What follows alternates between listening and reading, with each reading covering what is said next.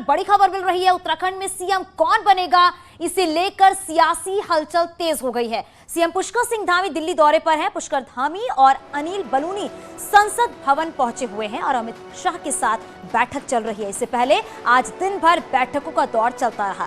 बैठक में पुष्कर धामी के अलावा उत्तराखंड बीजेपी अध्यक्ष अनिल बलूनी भी मौजूद रहे। उत्तराखंड में बीजेपी 47 सीटें जीती है, लेकिन पुष्कर सिंह धामी चुनाव नहीं जीत पाए हैं। इसलिए सीएम कौन होगा, इसे लेकर दिल्ली में मंथन चल रहा है। उम्मीद है कि होली के बाद सीएम के नए नाम का ऐलान कर दिया जाएगा।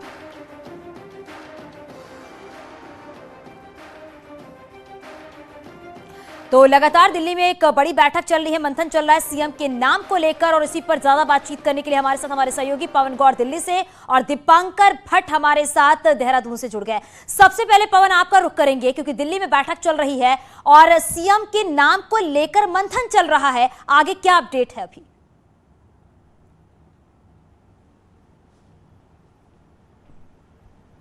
जैसे ही मुख्यमंत्री पुष्कर धामी दिल्ली पहुंचे तो लगातार बैठकों का दौर जारी है। तकरीबन 12 बजे के आसपास मुख्यमंत्री बीजेपी मुख्यालय पहुंचे, जहां बीजेपी के राष्ट्रीय अध्यक्ष जेपी नड्डा और संगठन महामंत्री बीएल संतोष के साथ बैठक शुरू हुई। उस बैठक में प्रदेश अध्यक्ष मदन कौशिक और जो संगठन के महामंत्री हैं उत्तराखंड के प्रदेश के अजय कुमार, वो उस बैठक में शामिल थे। तो उसमें कई सारी सीट पर जो हार हुई है, चुनावों का परिणाम है, उसकी समीक्षा की जा रही थी।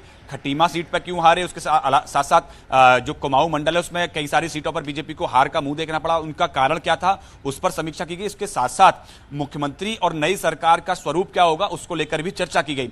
उसके बाद में मुख्यमंत्री पुष्कर धामी जो चुनाव प्रभारी हैं उत्तराखंड के, केंद्रीय मंत्री प्रहलाद पटेल, उनके आवास पहुंचे और वहां उनके साथ बैठक हुई।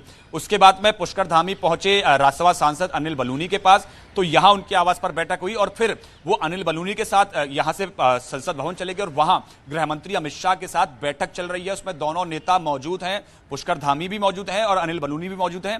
और जिस तरह से कल देर रात जो बैठक हुई प्रधानमंत्री आवास पर उत्तराखंड को लेकर, उस बैठक में जो फैसले हुए उनके बारे में आज की बैठक में चर्चा की जा रही है कि किसका क्या रोल रहने वाला है, कौन मुख्यमंत्री होगा और किसको कहां संगठन में जगह मिलेगी, कब शपथ ग्रहण समारोह होगा, कब विधायक दल की बैठक होगी। तो इन सब पहलुओं को लेकर लगातार चर्चा की जा रही है, क्योंकि अब पर्यवेक्षकों के नाम का ऐलान हो गया है। रक्षा मंत्री राजनाथ सिंह और मीनाक्षी लेखी को पर्यवेक्षक बनाया गया है। होली के बाद वो, ऐसा बताया जा रहा है, 19 तारीख को उत्तराखंड पहुंचेंगे और वहां विधायक दल की बैठक की जाएगी।